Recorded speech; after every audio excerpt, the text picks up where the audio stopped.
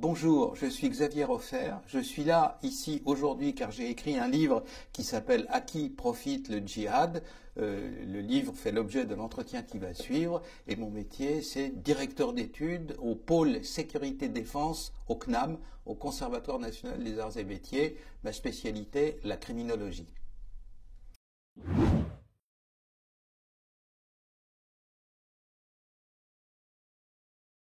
Bien entendu, l'incalculable existe toujours et existe toujours autant. Vous savez, pendant des années, j'ai dirigé une collection de livres à la maison d'édition du CNRS, Conservatoire national de la recherche scientifique.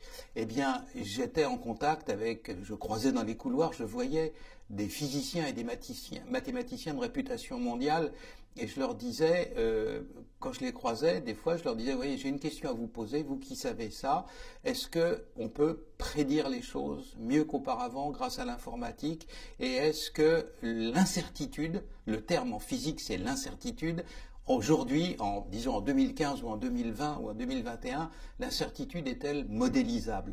Et il me répondait, l'un d'entre eux m'a répondu en riant, non, pas plus que du temps d'Aristote. Donc ce que je souligne dans ce livre, c'est qu'à un moment donné, les États-Unis ont été victimes d'un vertige du high-tech, de la haute technologie. Donald Rumsfeld, pendant la guerre en Irak, disait que maintenant les États-Unis avaient la capacité d'avoir God's view of the battlefield, une vision divine du champ de bataille, comme Dieu qui voit tout en même temps simultanément et sous tous les angles, enfin les dieux du monothéisme. Et donc il y a cet aveuglement-là, cette idée que la technologie va tout résoudre, et c'est ça que je critique, car naturellement, encore aujourd'hui, l'être humain a un cerveau, il s'en sert, et donc il est imprévisible.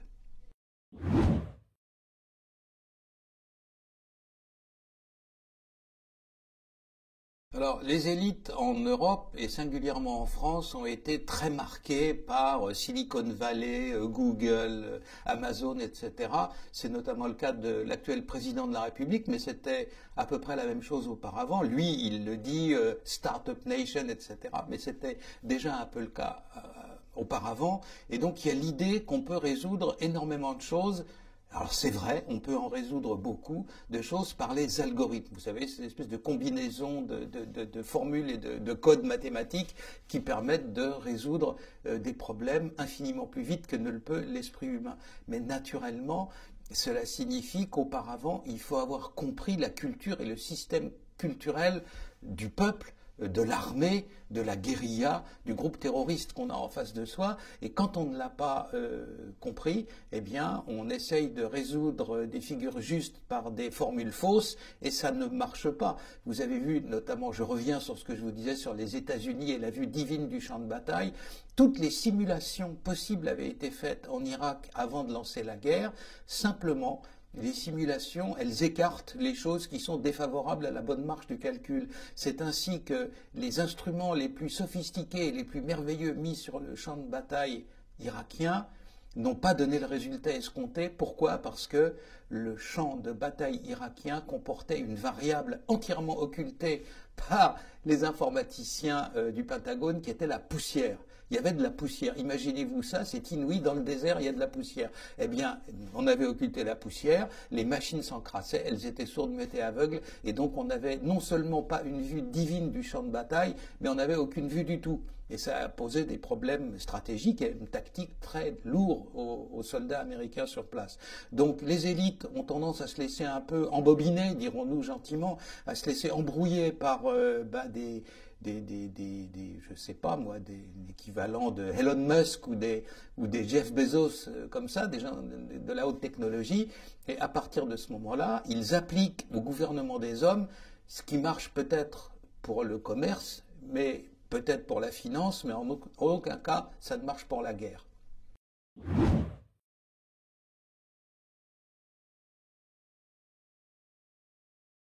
Oui, c'est une façon de faire la guerre qu'on a, disons, entre la Méditerranée orientale et puis l'Iran, dans toute cette immense zone, dans le Grand Moyen-Orient, on fait ça depuis des millénaires. J'ai donné cet exemple 10 fois quand j'étais professeur à l'école de guerre, avec des officiers donc en face de moi, et c'était à ce moment-là la guerre civile au Liban.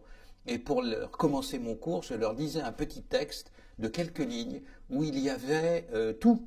il y avait les combats qui passent d'une ville à l'autre, il y avait le mot terreur qui était employé, il y avait tout l'enchaînement qui fait que une guerre civile commence, comme celle du Liban, et ce texte se terminait par ces mots, et c'est ainsi que de proche en proche, la guerre civile se répandit dans toute la Grèce.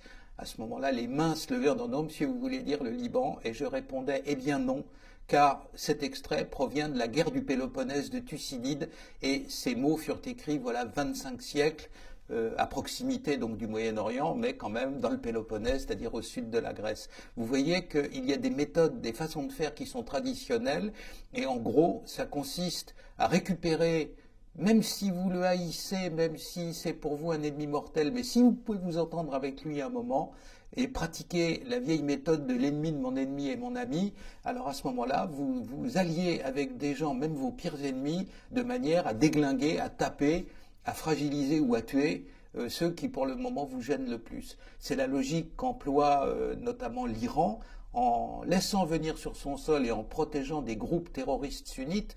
Vous savez que les groupes terroristes sunnites, par exemple Al-Qaïda, Oussama Bin Laden, l'État islamique, haïssent absolument les musulmans chiites. Ils prétendent que ce ne sont pas des vrais musulmans, que ce sont des chrétiens, des apostats et qu'il faut les tuer quand on les rencontre.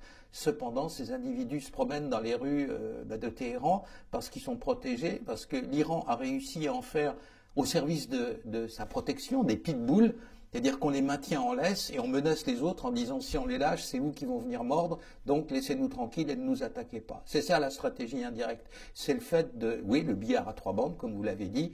On passe par des alliances bizarres et même vraiment impossibles pour frapper l'ennemi du moment. Et on n'est pas du tout au Moyen-Orient dans une logique de tiers exclus. La logique du tiers exclu, c'est si vous êtes sunnite, alors vous ne pouvez pas vous entendre avec des chiites, et si vous êtes kurde, vous ne pouvez pas vous entendre avec des arabes, etc. Tout ça, ça n'a absolument pas lieu. Sur le moment, on s'allie, quitte à s'entretuer 6 mois ou 1 an après quand la situation a changé sur le terrain, et c'est cette logique-là, typiquement moyen-orientale, qui n'a pas été compris, notamment par les Américains, et qui ont, sur le terrain, fait à peu près n'importe quoi en Irak parce qu'ils n'avaient pas compris ça. Et ces erreurs et l'espèce de chaos criminel, terroriste qui s'en est suivi, c'est ça qui, au bout du compte, a déclenché des attentats chez nous par ricochet, jusque dans les rues de Paris lors des affaires du Bataclan, et puis dans les rues de Bruxelles lors des attentats qui ont suivi quelques mois après. C'est ça, quoi, les erreurs théoriques, les erreurs conceptuelles, les erreurs stratégiques au sommet ont provoqué ultérieurement des vagues de terroristes et des crises terribles en Europe, à 3000 km de l'endroit où cette guerre-là avait commencé, c'est-à-dire dans la zone Irak-Syrie.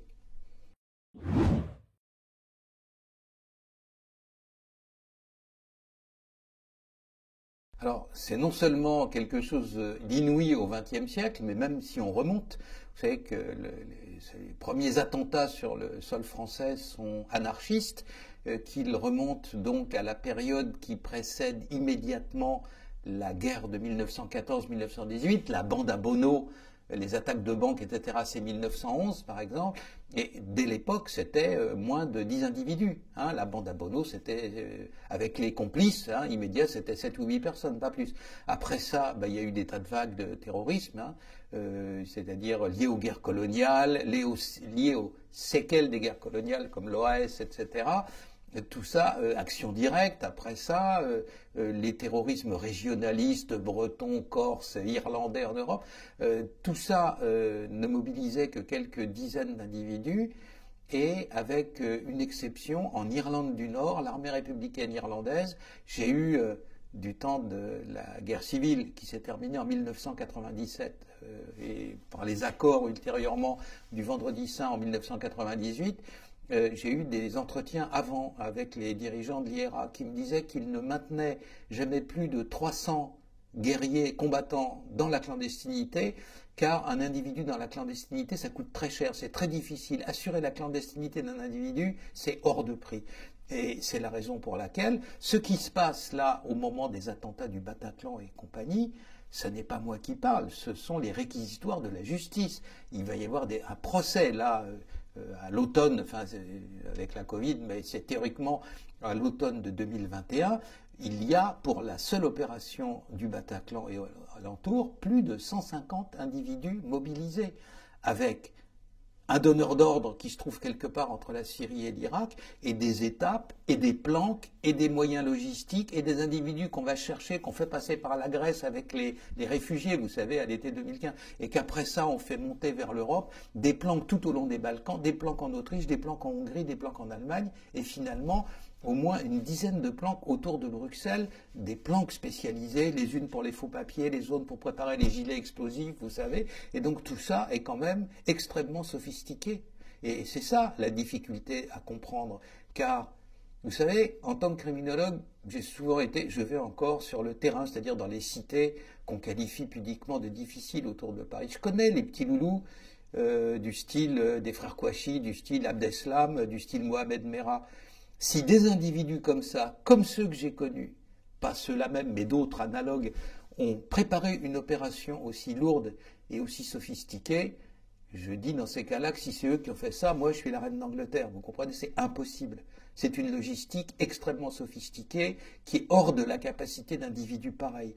Et donc c'est l'objet de mon livre, de dire comment, pourquoi, qui est derrière. Est-il possible que les gouvernements qui nous dirigent aient omis et oublié l'hypothèse, ou alors qu'ils l'aient repoussée, car trop horrible, l'hypothèse du terrorisme d'État, c'est-à-dire aussi des services X ou Y avaient mis la main à la pâte, et c'est cette hypothèse-là que je développe dans mon livre, non pas pour pointer des gens du doigt, mais pour dire attention, et c'est ça l'objet final du livre, tant qu'on n'a pas compris un épisode de cette nature, tant qu'on n'a pas appris à le traiter, il peut se reproduire. Si on n'a rien compris au film, il y a des gens qui peuvent avoir l'idée de dire tiens, ils sont bêtes, alors on va leur refaire le coup, vous voyez.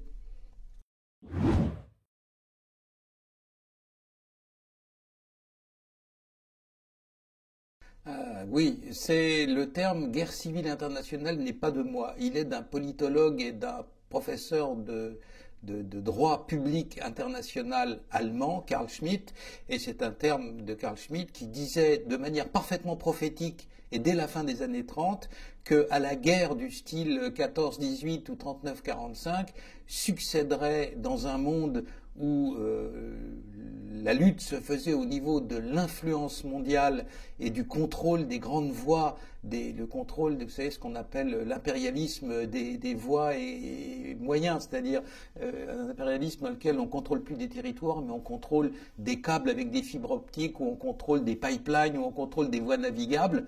Hein. Donc cet impérialisme-là, central, se verrait opposé et contesté dans le cadre d'une guerre civile internationale.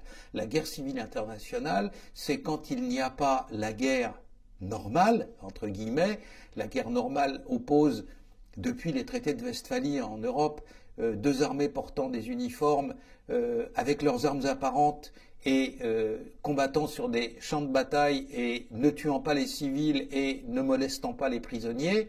Ça, c'est les règles de la guerre, mais ça, c'est les règles d'une guerre qui a pratiquement disparu à la surface de la planète, et reste le reste, c'est-à-dire la guerre civile internationale, Pablo Escobar, l'État islamique, des milices, des groupes armés, des bandes armées, des méga-gangs, des structures paramilitaires, des individus qui un jour sont dans un camp et le lendemain désertent parce que la paye est meilleure dans un autre, et vous avez comme ça, pendant la guerre en Irak, là, très récemment, des Kataïeb, c'est-à-dire des brigades islamistes qui changent d'obédience parce que la paye a été réduite dans un cas et puis a augmenté dans l'autre.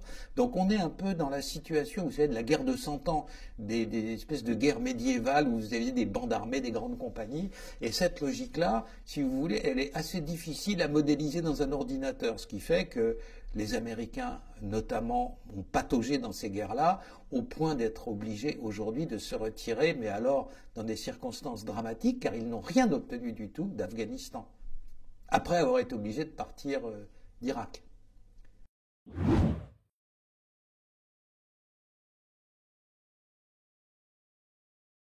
Ce sera ceux qui maîtriseront la situation dans l'état actuel des choses et pour l'horizon prévisible sont forcément des États-nations. Ça ne peut pas être des coalitions comme l'Union européenne ou comme, je sais pas Dieu c'est quoi, le Commonwealth ou ou la Ligue arabe, ou des trucs comme ça sera forcément des États-nations. Et je vais vous dire pourquoi. Quand il y a deux États qui se parlent, l'étanchéité existe. Pourquoi, à la fin, l'ETA au Pays Basque était un groupe terroriste tout à fait redoutable, hein, à un moment donné, dans cette organisation, il y avait plus de 60 métiers différents. J'ai discuté avec des chefs de l'ETA en exil ou même dans la clandestinité. Je peux vous dire, c'était pas des rigolos. Hein. Pourquoi ont-ils été battus? Parce qu'autour de la table, il y avait deux États. Il y avait la France et l'Espagne. Et donc, quand deux gouvernements, deux armées, deux services de renseignement se parlent, c'est étanche. Comment voulez-vous obtenir cette étanchéité quand vous avez 27 individus autour de la table à l'Union européenne? Vous allez dire des secrets d'État, des gens qui peuvent amener à la mort de vos agents de renseignement sur le terrain, mais le type qui est là autour de la table, qui vient de Lettonie ou d'Estonie, vous savez avec qui il va dîner le soir même, vous savez qui sont ses copains, ben voilà, vous ne le savez pas, donc vous ne dites rien. L'étanchéité, c'est l'État-nation pour l'instant. Quand je parle dans une pièce à un individu, quand je vous parle à vous, je suis sûr que si je suis seul en face de vous, les yeux dans les yeux, c'est étanche. La mafia, qui est une société secrète qui sait très bien garder ses secrets, a ce proverbe qui disent, la mafia américaine, ils disent « three is a crowd », à trois c'est déjà la foule. Voilà, donc évitez d'être trois. Fatalement, donc, première partie de la réponse à votre question, la France peut parler les yeux dans les yeux à la Turquie. Je crois, je connais des diplomates turcs, j'ai été beaucoup en Turquie, j'y ai des amis, etc. Ce sont des gens raisonnables. Ils ont leurs intérêts nationaux. Ils ne sont pas d'accord avec nous. Il y a des points sur lesquels l'attitude de Recep Tayyip Erdogan est naturellement inadmissible. C'est par rapport à la Grèce, berceau de la culture européenne, etc. Mais en même temps, il a ses centres d'intérêt. On sait très bien quels sont les centres d'intérêt de la Turquie. À vrai dire, il n'y en a un seul. Ce pays qui est peuplé de gens travailleurs, de gens courageux, et c'est des gens qui mouillent la chemise. Hein. Il y a une industrie turque, il y a un développement turc, mais ce pays n'a pas d'énergie. Il n'a pas de pétrole, il n'a pas. Alors, quand vous voyez ce qu'il y a à leurs frontières, vous hésitez quand même singulièrement à leur vendre des centrales nucléaires. Donc il faut résoudre ce problème. Il faut essayer de raisonner avec Erdogan en lui disant de quoi vous avez besoin, et en échange, la ligne rouge, elle est là, voilà. On a affaire, autant ça sert à rien de discuter avec des fanatiques comme les gens de l'État islamique, là il faut leur taper sur les doigts jusqu'à ce qu'ils s'arrêtent, et qu'ils ont commis des crimes, les mettre en prison, mais autant des États comme la Russie, des États comme la Turquie, même si on a des problèmes avec eux, c'est la diplomatie qui les résoudra. Mais la vraie diplomatie, c'est d'État à État. Autrement, on ne sait pas où vont les informations, parce que fatalement, quand on se parle de choses sérieuses, on dit des choses secrètes ou sensibles. S'il y a trop de monde autour de la table, vous ne les dites pas, et à ce moment-là, on reste dans le flou, et le flou est l'endroit avec les détails où le diable préfère se tenir.